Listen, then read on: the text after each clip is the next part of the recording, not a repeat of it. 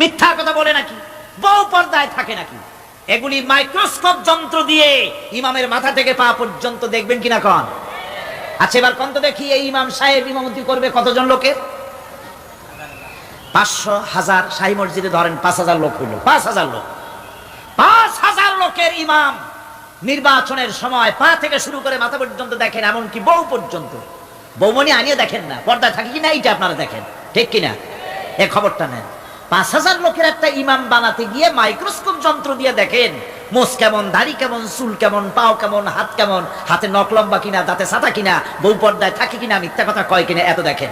আর যখন নির্বাচন আসে তখন 2.5 থেকে 3 লক্ষ মানুষের জন্য একজন এমপি নির্বাচিত হয়। সেই ইমামকে বাছাই করার জন্য নামাজ পড়ে কিনা, জিনাকার কিনা, মদখোর কিনা, সুদখোর কিনা, ঘুষখোর কিনা, বদমাশ কিনা, বাছাই করা হয় না।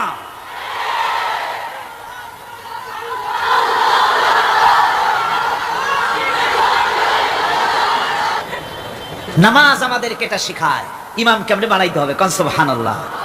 নামাজ ঐক্য শিখায়, নামাজ ভ্রাতৃত্ব শিখায়, নামাজ পারস্পরিক মহব্বত শিখায়, নামাজ নেতা কেমন হওয়া উচিত, নেতা নির্বাচন শিখায়। আবার নেতা ভুল করলে তার ভুল বলা যাবে না, এরকম হতে পারবে না। নামাজের ভিতরে ইমাম যদি ভুল করলে আপনি লোকমা দিবেন, সুবহানাল্লাহ, আল্লাহু আকবার বলবেন। যদি তিনি সংশোধন না হলেন আবার দেন, তাতেও সংশোধন হলো না আবার দেন। 3 বার লোকমা দেওয়ার পর যদি ভুল সংশোধন না করে নামাজ ছেড়ে দেন, ইমামকে বের করে দেন, নতুন ইমাম নিয়োগ করেন। যারা ক্ষমতায় যাবে, আপনি রাষ্ট্রের ইমাম যারা বানাবেন, সেই রাষ্ট্রীয় ইমাম যদি জনগণের ইচ্ছার বিরুদ্ধে যদি চলে, 1 বার লোকমান দেন, 2 বার লোকমান দেন, 3 বার দেন, তারপরেও যদি না নামে, খাট ধরে নামে না। নামাজ আপনাকে নেতা নির্বাচন, নেতাকে প্রতিষ্ঠিত রাখা, নেতার আনুগত্য আপনাকে শেখায়। নামাজ লাইন সোজা করে দাঁড়াতে হবে। লাইন যদি বাঁকা করে আপনার কলজেটা ওরকম বাঁকা হয়ে যাবে, কারণ নাউজুবিল্লাহ। নামাজের কাতারে যার কারণে নামাজের কাতার বাঁকা হবে, পুরা কাতারের জন্য আল্লাহর কাছে ওই লোকটা দায়ী হয়ে যাবে। নামাজ শৃঙ্খলা শিখায়, সুবহানাল্লাহ কইতে ইচ্ছা করে না? নামাজ শৃঙ্খলা শিখায়, শৃঙ্খলা বোধ শিখায়, সোজা হয়ে দাঁড়ায়। তারপরে ঐক্য এবং মহব্বত শিখায়। নামাজের ভিতরে যখন দাঁড়ায় গেলেন, আমির দাঁড়ালো, ফকির দাঁড়ালো, মন্ত্রী দাঁড়ালো, তার ড্রাইভারও দাঁড়ায় গেল, একই কাতারে দাঁড়ায় গেছে। নামাজ পড়তে গিয়ে ড্রাইভারের পাও গিয়ে লেগেছে মন্ত্রীর গায়ে। নামাজ শেষ হওয়ার পর মন্ত্রীর বাবার ক্ষমতা নাই এ কথা বলার যে বেটা ড্রাইভার সলিমদ্দি, তোর পাও লেগেছে আমার পায়ে, তোর চাকরি সুদ্ধা দোজকে পাঠায় দেব। পারবে বলতে? পারবে না। মিয়া মন্ত্রী সাহেব, এটা তোমার সেক্রেটারিয়েট না, এটা আল্লাহর ঘর। এটা কার ঘর? এক হি সব মে খড়ে হো গয়ে মাহমুদ ও আয়াজ, এক হি সব মে খড়ে হো গয়ে महमूद आयाज, न कोई बंदा रहा न कोई बंदा नवाज। একই কাতারে দাঁড়িয়ে গেছে সম্রাট মাহমুদ আর চাকর আয়াজ। এখন সম্রাট মাহমুদও নাই, চাকর আয়াজও নাই, সম্রাট আর চাকর দুজনই আল্লাহ পাকের গোলাম হয়ে গিয়েছে। তুমি মসজিদে এসেছো, তুমি আল্লাহর গোলাম। কার গোলাম? আল্লাহ পাকের গোলাম। এই জিনিস শিখায় নামাজ। নামাজ শিখায় মানুষকে পাঞ্চুয়ালিটি, নিয়মানুবর্তিতা, সময়ের জ্ঞান শিখায় নামাজ। নামাজ মানুষকে কি শিখায়? আল্লাহ রাব্বুল আলামিন বলছেন, ইন্নাস সালাতা কানাত আলাল মুমিনিনা কিতাবাম মাওকুতা। নিঃসন্দেহে নামাজ মুমিনদের নিয়মানুবর্তিতার সাথে ফরজ করা হয়েছে, তাদের উপরে নিয়মানুবর্তিতার উপরেই, সময়ের উপরে নামাজকে ফরজ করা হয়েছে। আপনার আন্দাজ মতো আপনি পড়তে পারবেন না, সময় মতো পড়তে হবে, আউয়াল ওয়াক্তে পড়তে হবে। আমার দেশের মসজিদগুলিতে ফজরের নামাজ পড়া হয় এমন সময় পূর্ব দিক ফর্সা হয়ে যায়। ইমাম সাহেব যদি ভুল করে নামাজ যদি দোহরাতে যান তাহলে সূর্য উদয় হয়ে যাবে, এমন অবস্থা। নামাজ এত দেরিতে পড়া হয়। প্রত্যেক ওয়াক্তের নামাজ আউয়াল ওয়াক্তে পড়ার জন্য রাসূল সাল্লাল্লাহু আলাইহি ওয়াসাল্লাম তাগিদ করেছেন। সময়ের দিকে লক্ষ্য রাখতে বলা হয়েছে। যেই জাতি, লক্ষ্য করুন, যে জাতি দৈনিক 5 বার টাইমলি, অক্ত মতো, সময় মতো নামাজ আদায় করতে হয়, দুর্ভাগ্যজনক সত্য সেই জাতির কাছে সময়ের কোনো দাম নাই। সময়ের দাম নাই। 9টার গাড়ি কয়টায় আসবে? 9টার গাড়ি কয়টায় আসবে? একদিন দেখা গেল সত্যি 9টার সময় এসে গেছে। যাত্রীরা বলছে মাশাআল্লাহ, অন্তত একটা দিন তো 9টার সময় আসলো। স্টেশন মাস্টার বলছে না, খুশি হওয়ার কারণ নাই, আজকের না, এটা গতকালকেরটা। আমার আমেরিকার সফরের সময়, যে বাড়িতে আমি আমেরিকায় থাকি, কুইন্স এলাকায়, নিউ ইয়র্ক সিটিতে, সে বাড়িওয়ালা চাকরি করে। সে আমাকে বলল 10টি বছর আমি একটা ট্রেনে যাতায়াত করি। সে বলছে রাত 3:45 ট্রেনটা আসে, ওই ট্রেনে চড়ে সে তার কর্মস্থলে যায়। বলল 10টা বছর আমি এখানে আছি, 10 বছরের ভিতরে এই ট্রেনটা 1 মিনিটের জন্য এদিক ওদিক করলো না, ঠিক 3:45 এসে হাজির হয়ে গেছে।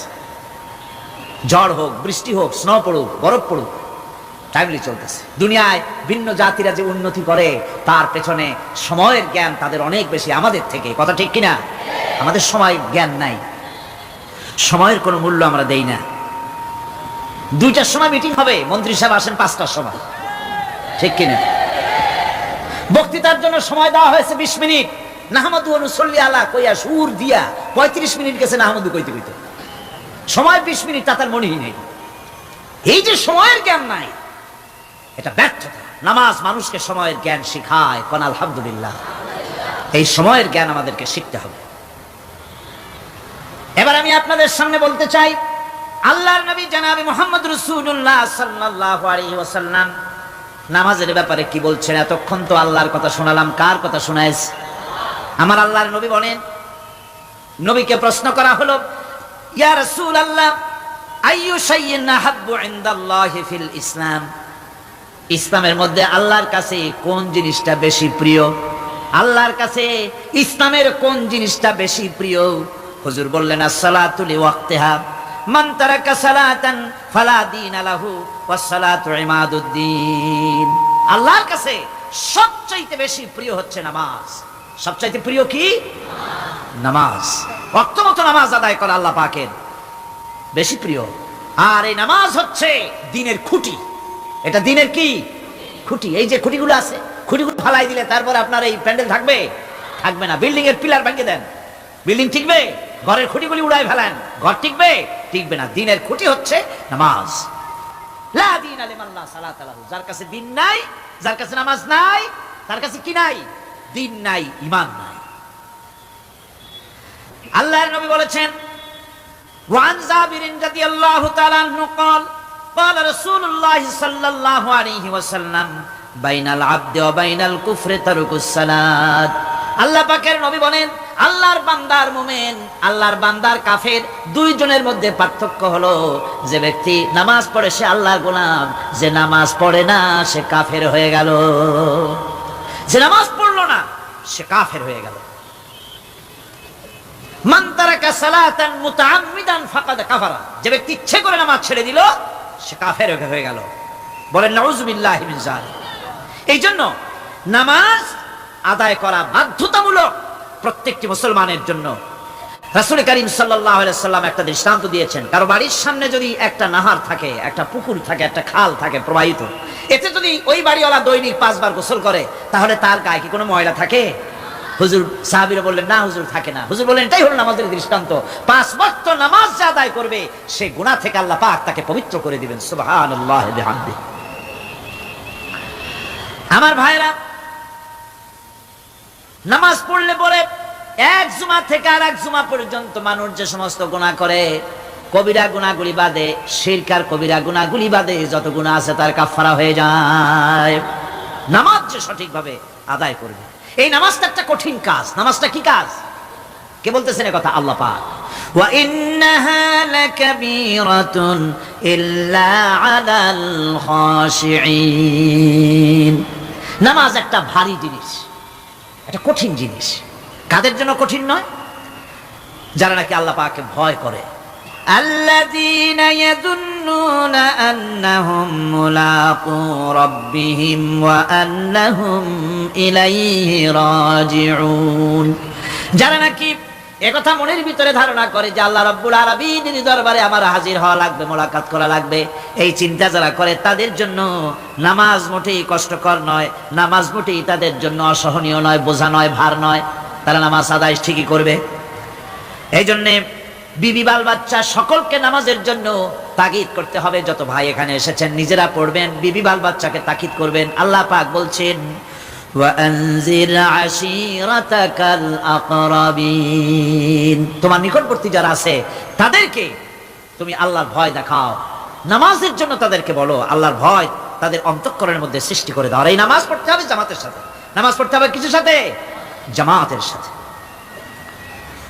রাসূল করিম সাল্লাল্লাহু আলাইহি ওয়াসাল্লাম বলছেন, হুজুরের কাছে, আল্লাহর নবীর কাছে, হযরতে আবু হুরায়রা রাদিয়াল্লাহু তাআলা আনহু হাদিসটি বর্ণনা করেছেন, হুজুরের কাছে একজন অন্ধ লোক এলো। সেই অন্ধ লোক এসে বললেন, হুজুর আমি তো চোখে দেখি না, জামাতের যে গুরুত্বের কথা আপনি বললেন, আমাকে কি রুখসত দেওয়া যায় নাকি? আমি অনেক সময় সাথী সঙ্গী পাই না, আমাকে কি রুখসত দেওয়া যায় নাকি? হুজুর বললেন, হ্যাঁ তোমাকে রুখসত দেওয়া গেল। অন্ধ যখন হেঁটে যাচ্ছিলেন, নবীজি তাকে আবার ডাকলেন, ডেকে জিজ্ঞেস করলেন, অন্ধ নামাজের মসজিদের আজান কি তোমার কানে যায়? বলে হ্যাঁ আমি আজান শুনি। হুজুর বললেন, আজানের জবাব দিবা, মসজিদে এসে জামাতে নামাজ পড়বা। একজন অন্ধকে রুখসত দেওয়া হয় নাই। মসজিদে আজান শোনার পর ঘরে বসে যদি নামাজ আদায় করেন, নামাজের হক আদায় হবে না। হুজুর সাল্লাল্লাহু আলাইহি ওয়াসাল্লাম বলেছেন, মসজিদে আজান হওয়ার পর যে ব্যক্তি ঘরে বসে নামাজ পড়ে, আমার ইচ্ছা হয় ঘরটা আগুন দিয়ে জ্বালায় দেই। কে বলতেছেন? রাহমাতুল লিল আলামিন, রাহমাতুল লিল আলামিন বলতেছেন। ঘরের মধ্যে যদি মেয়ে লোক আর বাচ্চারা যদি না থাকতো, তাহলে আমার ইচ্ছা হয় আমি বলি আগুন দিয়ে ঘরটারে জ্বালায় দাও। এই ঘরের মহব্বতই তো সে বাইর হয় না। নামাজের এত বড় গুরুত্ব দেওয়া হয়েছে। আমার বন্ধুগণ, এই নামাজের জামাতি আল্লাহর নবী জীবনের শেষ নামাজ জামাতে আদায় করেছেন। জীবনের শেষ নামাজটাও জামাতে আদায় করলেন। তখন তার এমন অবস্থা, এত অসুস্থ, দাঁড়াতে পারেন না, হাঁটতে পারেন না। দুইজন সাহাবীর কাঁধের উপরে ভর করে তারপরে বহু কষ্ট করে মসজিদে গিয়ে নামাজ আদায় করেছেন, খুতবা দিয়েছেন। বললেন, খুতবা দিতে গিয়ে বললেন, আজ থেকে মসজিদে নববীর চতুর্দিকের সকলের দরজা বন্ধ হয়ে যাবে, শুধু আবু বকরের দরজাটা খোলা থাকবে। আল্লাহর নবী বললেন, আল্লাহ রাব্বুল আলামিন এই পৃথিবীতে তার এক বান্দাকে জাগতিক সব সম্পদ দিতে চেয়েছিলেন, কিন্তু সে বান্দা সব জাগতিক সম্পদকে উপেক্ষা করে মাবুদের সঙ্গে দেখা করা বেশি জরুরি, বেশি পছন্দ মনে করেছেন। এতটুকুন কথা নবীজি বললেন, কেউ কিছু বুঝলো না। হযরতে আবু বকর রাদিয়াল্লাহু তাআলা আনহু হুজুরের এই কথা শুনে কাঁদতে কাঁদতে তিনি অস্থির হয়ে যাচ্ছেন। সাহাবীরা চিন্তা করলেন, হুজুর কার না কার কথা বলেছেন, তাতে কান্নার কি আছে? বয়োবৃদ্ধ, জ্ঞান বৃদ্ধ হযরতে আবু বকর রাদিয়াল্লাহু তাআলা আনহু বুঝতে পেরেছেন, এই পৃথিবীর সব সম্পদ তো আল্লাহ হুজুরকেই দিতে চেয়েছিলেন। তিনি সমস্ত সম্পদকে উপেক্ষা করে তার মাবুদের সঙ্গে দেখা করার জন্য প্রস্তুতি নিয়েছেন। তার মানে হলো আল্লাহর নবী বিদায় হয়ে যাবেন, আমরা নবী থেকে এতিম হয়ে যাব। নবীজি ঘরের মধ্যে প্রবেশ করলেন, প্রচন্ড জ্বর এলো। এই প্রচন্ড জ্বর নিয়ে তিনি শুয়ে আছেন, কখনো বেহুশ কখনো হুশ। এর মধ্যে সারা জান হয়ে গেল।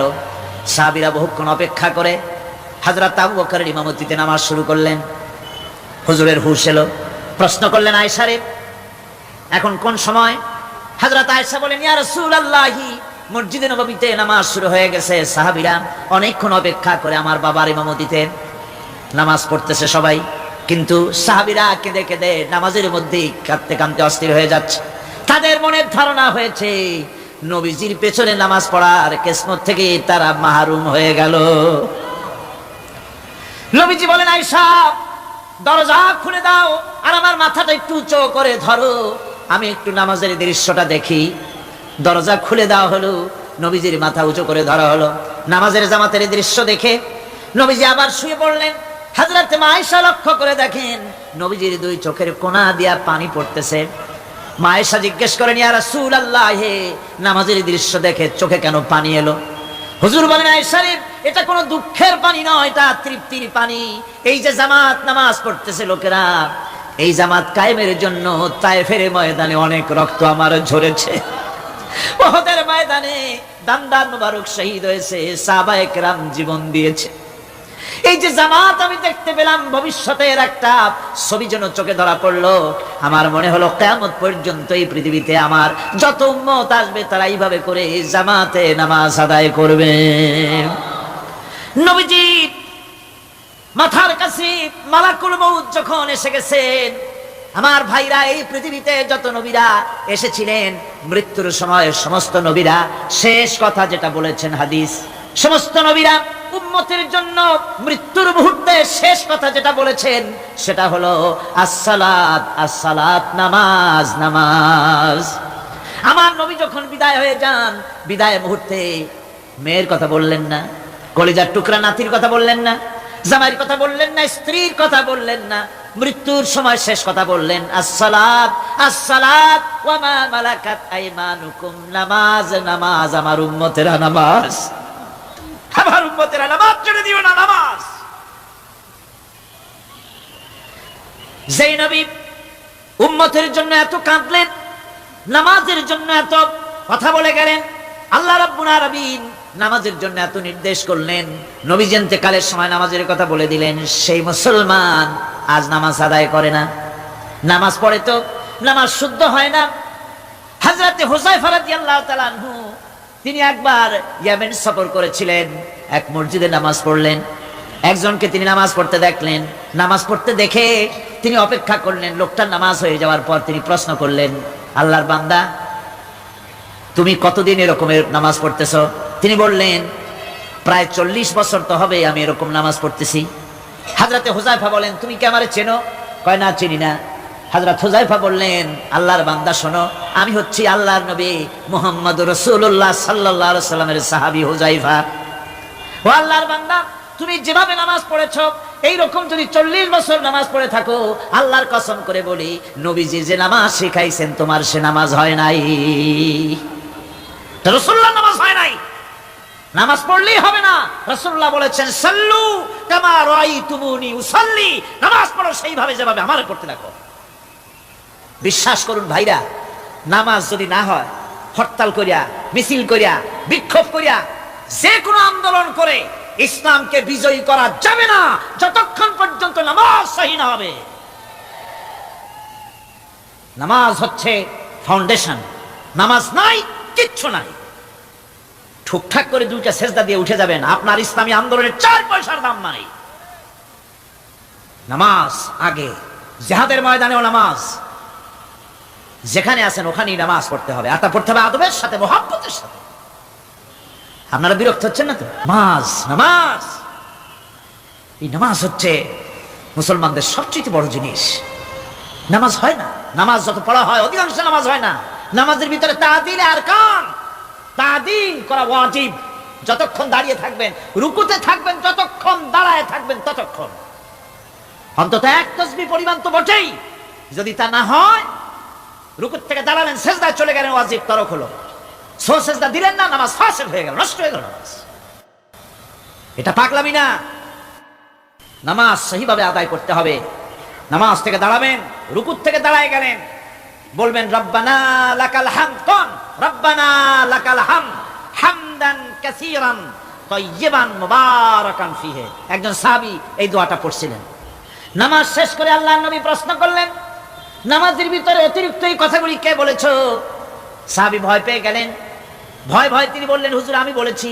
হুজুর বললেন, তুমি জানো না আমি নবী, তুমি নবী না, আমি যা দেখি তুমি দেখতে পাও না। তুমি যখন এই দোয়াটা পড়তেছিলেন আমি লক্ষ্য করেছিলাম আল্লাহর রহমতের ফেরেশতারা প্রতিযোগিতা করতেছিল তোমার আমল নামায় কে কত বেশি নেকি লিখবে। রুকুতে দাঁড়ায়া এটা পড়বেন, সেজদায় চলে যাবেন, 2 সেজদার মাঝখানে ততক্ষণ বসে থাকবেন যতক্ষণ একটা সেজদার ভিতরে ছিলেন। পড়বেন আল্লাহুম্মা গফিরলি ওয়ারহামনি ওয়াহদিনি ওয়াআফিনি ওয়ারযুকনি। নামাজের মধ্যে দোয়া করতেছেন, আল্লাহ আমারে ক্ষমা করে দাও। সব দোয়া সব হুজুরের, আমাকে ক্ষমা করো, আমাকে হেদায়েত দাও, আমাকে সুস্থ করো, আমাকে রহম করো, আমাকে রিজিক দাও। কাল সুবহানাল্লাহ। নামাজের ভিতরে দোয়া কবুলের সময়, নামাজের সেজদার ভিতরে দোয়া কবুল হয়। এইভাবে করে রাসূল করিম সাল্লাল্লাহু আলাইহি ওয়াসাল্লামের নামাজটা কেমন হাক্কানি উলামাদের কাছ থেকে জেনে নেবেন। যেহেতু হুজুর বলেছেন সাল্লু কামা রাআইতুমুনি উসাল্লি, নামাজ পড়ো সেইভাবে যেভাবে আমাকে পড়তে দেখো। নামাজের ভিতরে একাগ্রতা লাগবে, ভালোবাসা লাগবে, ভয় লাগবে, মুহাব্বত লাগবে। পরিপূর্ণ সময় নিয়ে শান্তিপূর্ণভাবে নামাজ পড়তে হবে। আর যত তাড়াহুড়া সব হচ্ছে নামাজের মধ্যে, ঠিক কিনা ভাইরা? রাসূল করিম সাল্লাল্লাহু আলাইহি ওয়াসাল্লামের যে নামাজ, হুজুর যেভাবে নামাজ পড়েছেন হাদিসে যা পাওয়া যায়, হাদিসে বুখারীতে সব আছে, দেখে নেবেন, সেইভাবে নামাজটা আদায় করে নেবেন। কিয়ামতের দিন আল্লাহ রাব্বুল আলামিন সর্বপ্রথম বান্দাকে প্রশ্ন করবেন কি? বুখারী শরীফে এসেছে, আন আবি হুরায়রা রাদিয়াল্লাহু তাআলা قال سمعت رسول الله صلى الله عليه وسلم يقول إنما يحاسب به العبد يوم القيامة من عمله صلاته। বুখারী শরীফের হাদিস, আল্লাহ রাব্বুল আলামিনের নবী বলেন, হযরত আবু হুরায়রা হাদিস খানা বর্ণনা করেছেন, তিনি বলেন যে আমি রাসূলের মুখে শুনেছি কিয়ামতের দিন আল্লাহ রাব্বুল আলামিন সর্বপ্রথম তার বান্দার কাছে প্রশ্ন করবেন, বান্দা নামাজ আদায় করেছিলি কিনা? নামাজ সর্বপ্রথম প্রশ্ন। যেরকম সর্বপ্রথম প্রশ্নটা কি? নামাজ। এই নামাজ আপনার বাচ্চাদেরকে যখন 7 বছর বয়স হবে নামাজের হুকুম করবেন। 10 বছরে নামাজ না পড়লে প্রহার করতে বলা হয়েছে। নামাজের জন্য কড়াকড়ি করতে হবে। পুরুষ নারী মেয়েদের মাসের ভিতরে কখনো কখনো তাদের যে সমস্ত মাসলা মাসাইল আছে সেই অনুযায়ী কখনো তাদের ক্ষমা আছে, বাকি তাদের নামাজ পড়তে হবে। আর পুরুষের জন্য পাগল হয়ে যাওয়া, বেহুশ হয়ে যাওয়া ছাড়া নামাজ মাপ নাই, নামাজ পড়তেই হবে। এই যে নামাজ, যে নামাজ না হলে ঈমান থাকবে না, ঈমান নষ্ট হবে, কিয়ামতে জাহান্নামে যাওয়া লাগবে, এসব কথা শোনার পর আজকের তাফসীরুল কোরআন মাহফিলে আমরা কি ওয়াদা করতে পারি যে আমরা মালাকুল মউত যতক্ষণ পর্যন্ত আমাদের মাথার কাছে না আসবে নামাজ ছেড়ে দেব না? এই ওয়াদা কি করতে পারি? 2 হাত উঁচু করুন, বলেন ইয়া আল্লাহ, আমি তোমার নামে শপথ করছি, যতদিন মালাকুল মউত আমার মাথার কাছে না আসতেছে ততদিন পর্যন্ত ফরজ নামাজ, ফরজ রোজা ছেড়ে দেব না। ইয়া আল্লাহ, মৃত্যু পর্যন্ত আমার এই ওয়াদা পালনের তৌফিক আমাকে দান করো, আমিন। আল্লাহ পাক আমাদের এই ওয়াদা মঞ্জুর করুন, জোরে কোন আমিন। আলোচনার শেষ পর্যায়ে এখন আমরা মুনাজাতের দিকে যাব। দাঁড়ানো ভাইরা সবাই বসেন, মুনাজাতের শরীক হন। আল্লাহ রাব্বুল আলামিন নামাজের জন্য আমাদেরকে দোয়া শিখাই দিয়েছেন, কোন সুবহানাল্লাহ। কে শিখাইছেন দোয়া? আল্লাহ পাক দোয়া শিখালেন, রব্বি জাআলনি মুকিমাস সালাতি ওয়া মিন যুররিয়াতি রব্বানা ওয়া তাকাব্বাল দুআ। হে আল্লাহ, আমারে, আমার বিবি বাল বাচ্চারে নামাজের উপরে প্রতিষ্ঠিত করো। আল্লাহ, তুমি দয়া করে দোয়া কবুল করো, জোরে কোন আমিন। এ দোয়া আপনারা করবেন, আমি আল্লাহুম্মা আমিন। রব্বানা যালামনা আনফুসানা ওয়া ইন লাম তাগফির লানা ওয়া তারহামনা লানাকুনান্না মিনাল খাসিরিন। রব্বানা লা তুযিগ কুলুবানা বা'দা ইয হাদাইতানা ওয়া হাব লানা মিন লাদুনকা রাহমাতান ইন্নাকা আনতাল ওয়াহ্হাব। سبحان ربك رب العزة عما يصفون وسلام على المرسلين الحمد لله رب العالمين وجعل آخر كلمتنا عند الموت لا إله إلا الله محمد। কোন এতিম যেন বলতে না পারে নবীজি আমার ব্যাপারে কি বলবেন, আমি তো এতিম মানুষ, আর তিনি আমার ব্যাপারে কিভাবে আমার দরদ বুঝবেন। নবীজিকে আল্লাহ পাক কেমন এতিম বানালেন, সমস্ত দুনিয়ার এতিমদের সর্দার বানালেন। মায়ের পেটে যখন তিনি ছিলেন 6 মাসের সময় মায়ের পেটে থাকাকালীন বাপের এতিম হয়ে গেলেন। যখন প্রসব বেদনা শুরু হয়েছে মায়ের, দুনিয়ায় যখন তিনি আসবেন, হযরতে আমেনা ঘরের ভিতরে বসে তার অবস্থাটা কি? এই সন্তান পৃথিবীতে আসতে পরে যিনি সবচাইতে বেশি খুশি হবেন তিনি তো আজ দুনিয়ায় নাই। মনের ভিতরে কত কষ্ট। আল্লাহ রাব্বুল আলামিন তার হাবিবকে দুনিয়া আনলেন। রাসূলের দাদা ঘরের সামনে তাঁবুর সামনে দাঁড়ায়া তায়েফ থেকে আগত সাদিয়া গোত্রের লোকদেরকে বলতেছেন, এই ঘরের ভিতরে একটা এতিম বাচ্চা আছে, বেশি টাকা করি দেওয়া যাবে না, যদি দয়া হয় নিয়ে যাও। গরিব মানুষ, এতিম মানুষ দেখে শুনে কেউ আর নিতে চায় না। সবশেষে এলেন ভাগ্যবতী মেয়ে, ভাগ্যবতী মহিলা হযরতে হালিমাতুস সাদিয়া। তিনি এসেছেন, কোনো ছেলে পেলে পায় নাই, সকলের শেষে তিনি এসেছেন। আব্দুল মুত্তালিব বলছেন, এই ঘরের মধ্যে একটা এতিম বাচ্চা আছে, দয়া হলে নিয়ে যেতে পারো। তিনি স্বামীর সঙ্গে পরামর্শ করলেন, এরপরে বললেন যদি দেখতে অন্তত ভালো হয়, মন যদি ভালো লাগে নিয়ে যাব, একেবারে খালি হাতে ফিরে যাওয়ার চাইতে তো ভালো। হযরতে হালিমা বলেন, আমি ঘরের মধ্যে প্রবেশ করলাম, মা আমিনার কোল থেকে শিশু মুহাম্মদ সাল্লাল্লাহু আলাইহি ওয়াসাল্লামকে যখন আমি কোলে নিলাম, আমি হুজুরের চেহারার দিকে নজর করে দেখলাম, আমার কাছে মনে হলো যেন পূর্ণিমার চাঁদটা আমার কোলে ধরা দিয়েছে। রাসূল কি শিশু মুহাম্মদ সাল্লাল্লাহু আলাইহি ওয়াসাল্লাম কি যখন নিয়ে বাড়ির দিকে রওনা হলাম, যে গাধা আমার সকলের পেছনে এসেছে, সেই গাধা এখন সকলের আগে ছুটে চলে যায়। এরপরে বাড়ি যখন নিয়ে গেলাম, কুয়ায় পানি বাড়লো, গাছে ফসল বাড়লো, খেজুর গাছে খেজুর বাড়তে লাগলো, জমিনে ফলন বেড়ে গেল। রাসূলের দুধ বোন সাইমা রাসূলকে নিয়ে মুহাম্মদ সাল্লাল্লাহু আলাইহি ওয়াসাল্লাম তাকে দোলনা নিয়ে দোল দিতেছে। কি আশ্চর্য অবস্থা! সাইমা তাকে দোল দিচ্ছে আর বলতেছে, বেঁচে থাকুক মুহাম্মদ সাল্লাল্লাহু আলাইহি ওয়াসাল্লাম, সে দীর্ঘজীবী হোক। কবি লিখতেছেন, কি আশ্চর্য কথা, বেদুইন বালিকা কারে নিয়ে দোল দেয় সে কি তা জানে? বিশ্বনবী মুহাম্মদ রাসূলুল্লাহ সাল্লাল্লাহু আলাইহি ওয়াসাল্লাম এভাবে এতিম অবস্থায় জীবন তার শুরু হলো। যখন তিনি ফিরে এলেন 6 বছর বয়সের সময়, যখন মায়ের কাছে তিনি ফিরে এসেছেন, প্রতিদিন তিনি খেলা দেখতে যান ময়দানে। ইতিহাসের মধ্যে লেখা হয়েছে, মা প্রতিদিন সন্ধ্যার সময় তাকে ফিরে পান। আজকে সন্ধ্যা হয়ে গেছে, শিশু মুহাম্মদ সাল্লাল্লাহু আলাইহি ওয়াসাল্লাম বাড়ি ফেরেন না। কারণ কি, কেন বাড়ি ফেরে না? সন্ধ্যার দিকে তিনি চলে গিয়েছেন পাহাড়িয়া ময়দানে, যে দেখেন ধুধু করতেছে, চতুর্দিকে সন্ধ্যা হয়ে গেছে, অন্ধকার হয়ে গেছে, কোনো ছেলে পেলে নাই, কেউ নাই। পাহাড়ের পাদদেশে বসে শিশু মুহাম্মদ সাল্লাল্লাহু আলাইহি ওয়াসাল্লাম কাঁদতেছেন। মা প্রশ্ন করলেন, বাবারে, সন্ধ্যা উত্তীর্ণ হয়ে গেল, কেন একা একা বসে বসে কাঁদো? তিনি বলছেন, মাজি, আজ কদিন খেলা দেখতে আসলাম ময়দানে, প্রতিদিন দেখি যখন সন্ধ্যা হয়ে যায়, মুরব্বী শ্রেণীর কিছু লোক আসে, ছেলেকে নাম ধরে ডাক দেয়, ছেলেরা দৌড়ে তার বাবার কাছে চলে যায়, আর বাবা ছেলেকে কোলে নিয়ে মুখে চুমা দিয়ে বাড়ির দিকে নিয়ে যায়। আমি আজ কদিন পর্যন্ত এই ময়দানে এলাম, কোনদিন সন্ধ্যা বেলায় তো কেউ এসে আমাকে মুহাম্মদ বলে একটা ডাক দিল না। আমার আব্বা কি নাই? আল্লাহ রাব্বুল আলামিন বলেন, আলাম ইয়াজিদকা ইয়াতীমান ফাআওয়া। এরকম এতিম অবস্থায় পেয়ে আমি কি আপনাকে আশ্রয় দেই নাই? আপনাকে আমি পেয়েছি এতিম অবস্থায়, এরপরে আমি আপনারে আশ্রয় দিলাম। ওয়া ওয়াজাদাকা দাল্লান ফাহাদা। এরপরে আমি আপনাকে পথ হারা পেলাম, আমি আপনাকে পথের দিশা দিয়া দিলাম।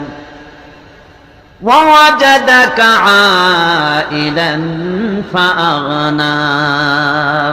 এরপরে আমি আপনাকে দরিদ্র অবস্থায় পেয়েছি, তারপরে আমি আপনার দারিদ্র মুক্ত করেছি আপনাকে।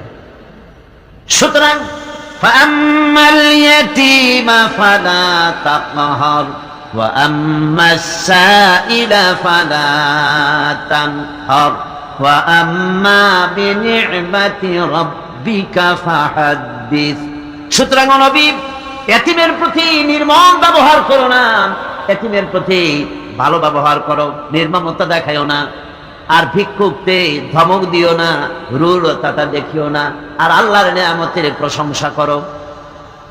বহুত মানুষ আছে এতিমরে গলায় ধাক্কা দেয়। মানুষ যখন ভিক্ষা নিতে আসে, গরিব মানুষ ভিক্ষা চাইতে আসছে, ওই মেয়ে আত্মাইতে জানো, দোয়া কুনুত জানো, বাড়ি যেয়ে কাজ করবা, এইসব আজে বাজে কথা বলে ভিক্ষা দেয় না। সাহেলকে ধমক দিতে রাসূল করিম সাল্লাল্লাহু আলাইহি ওয়াসাল্লাম নিষেধ করেছেন, সাহেলকে ধমক দিও না। গাড়িতে বসে যাচ্ছেন সাহেব, ট্রাফিক মোড়ে যখন সিগন্যাল জ্বলল, গাড়িগুলি দাঁড়ায় গেল। ফকির এসেছে, হাত নাই পাও নাই, বুড়া মানুষ, একটা পয়সা বার করে না। আবার এই মানুষটি ওই ফকিরকে ধমক দিয়া বার করে দিল। এরপরে এই লোকটি যখন কোনো মাজারের কাছে পৌঁছে গেল, 500 টাকার কড় করে নোটটা ফেলে দিল। বলেন টাকা দরকার কার? মরা মানুষের না জিন্দা মানুষের? কার দরকার? যার টাকা দরকার ছিল তারে দেওয়া হলো না, যার দরকার নাই তারে দেওয়া হলো। এরপরে লোকটা না খেয়ে যখন মারা গেল, পথের ফকির, রাস্তার ফকির, না খেয়ে মারা গেছে। এরপরে তার কাফনের কাপড় নাই, লোকটাকে রাস্তার উপরে শোয়া একটা ছেঁড়া কাপড় দিয়ে ঢেকে রেখেছে। বড় লোকেরা, সাহেবরা তখন গাড়ি দাঁড় করে আর 5টা টাকা 2টা টাকা করে তার লাশের উপরে মারতেছে। এটা মানবতার এর চাইতে লাঞ্ছনা, মানবতার জন্য এর চাইতে গঞ্জনা আর কিছুই হতে পারে না। মানবতার প্রতি লাঞ্ছনা, এর থেকে আর দুর্গতি কি হতে পারে? বেঁচে থাকার সময় 1টা টাকা আপনি দিলেন না, মরে যাওয়ার পর বিদায় হয়েছে বালাই, এখন দেওয়া শুরু করেছে। আমার বন্ধুগণ, এই জন্য এতিমের প্রতি দরদ করার জন্য আল্লাহ পাক কোরআনের ভিতরে পরিষ্কার বলেছেন। রাসূল করিম সাল্লাল্লাহু আলাইহি ওয়াসাল্লাম নিজে এতিম ছিলেন, আর এতিমের প্রতি তার এত দরদ ছিল।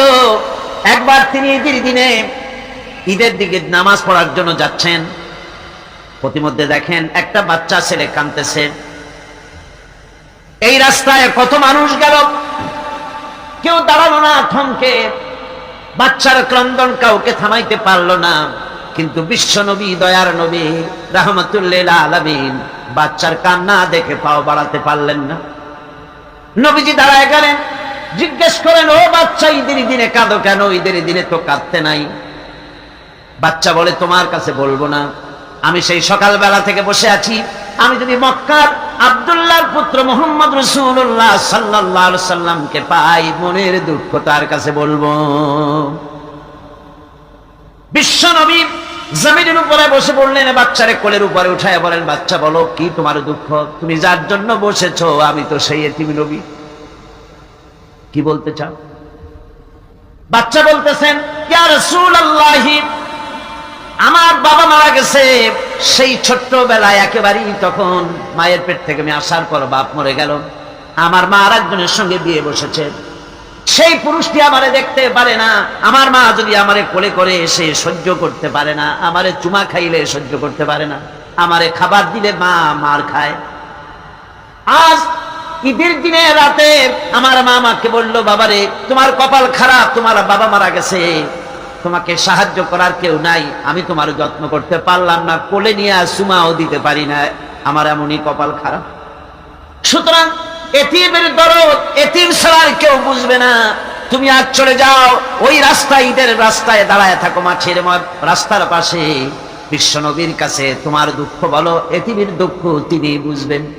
আমি মায়ের কথা মতো এই জায়গায় এতক্ষণ বসে আছি, হুজুর আপনি দয়া করে, আমার কথা তো আপনার কাছে বললাম, আমার মনের এই দুঃখ।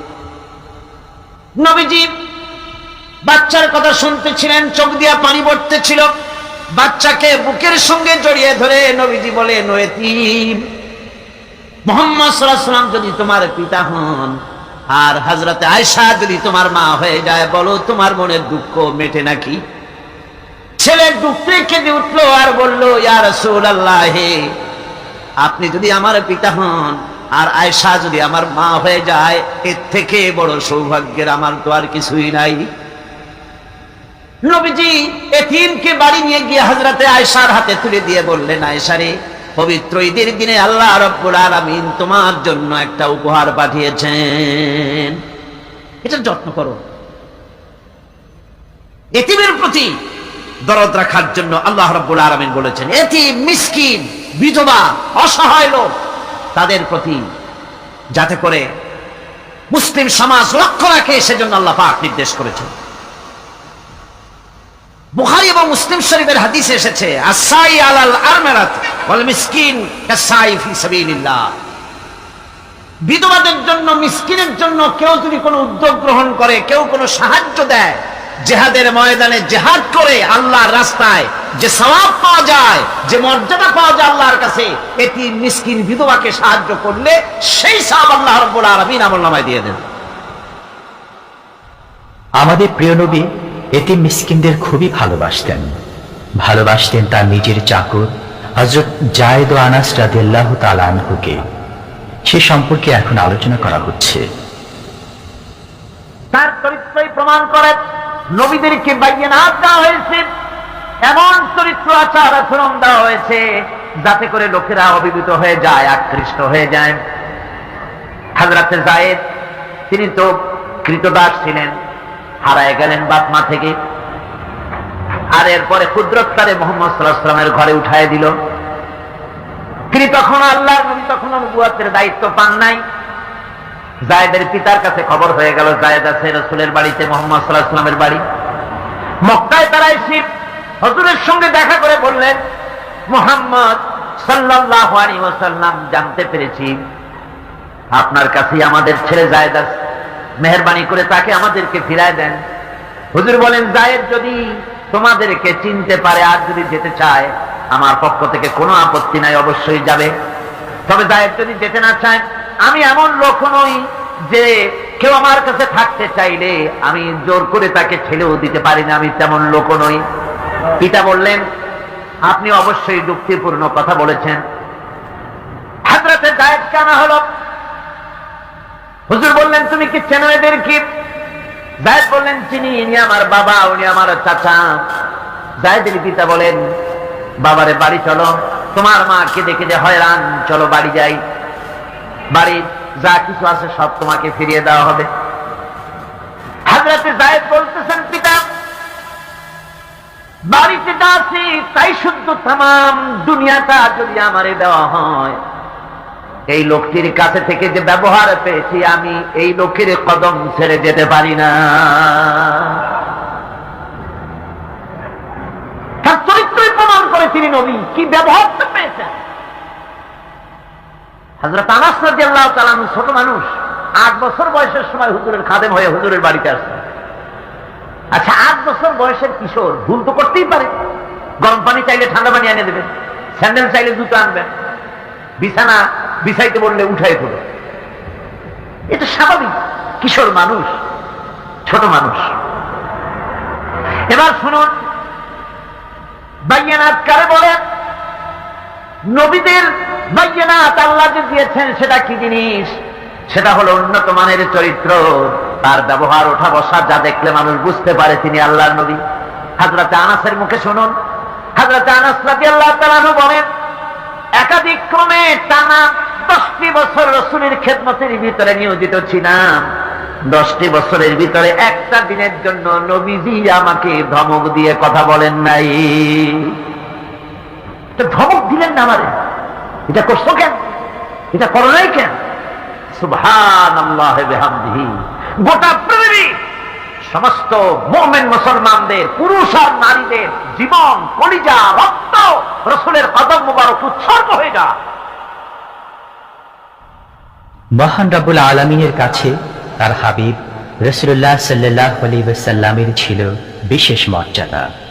আসুন আমরা সে সম্পর্কে আলোচনা শুনি। আমার ভাইরা, রাসূল পাক সাল্লাল্লাহু আলাইহি ওয়াসাল্লাম আল্লাহর নবী এমন এক মহান সত্তা ছিলেন যে তিনি দোয়া আল্লাহর দরবারে হাত উঁচু করতে দেরি আছে, কিন্তু দোয়া কবুল হতে দেরি নাই। হিজরত করে মদিনায় এসেছেন, নামাজ পড়তে দিল চায়, কাবা শরীফের দিকে ফিরে যদি নামাজ পড়তে পারতাম দিলটা বড় ভালো লাগতো, কিন্তু হাত উঁচু করে মোনাজাত করতেছেন না, আল্লাহর কাছে বলতেওছেন না যে আল্লাহ তুমি আমার কিবলাটা বাইতুল মুকাদ্দাস থেকে ফিরাইয়া মক্কা শরীফে বাইতুল্লাহর দিকে ফিরাই দাও। মুখেও বলতেছেন না, মনেও না, শুধু আকাশের দিকে বারবার তাকাচ্ছেন, মোনাজাত করেন নাই। মনে মনে আশা পোষণ করতেছেন যদি এমন একটা ওহী নাযিল হয়ে যেত।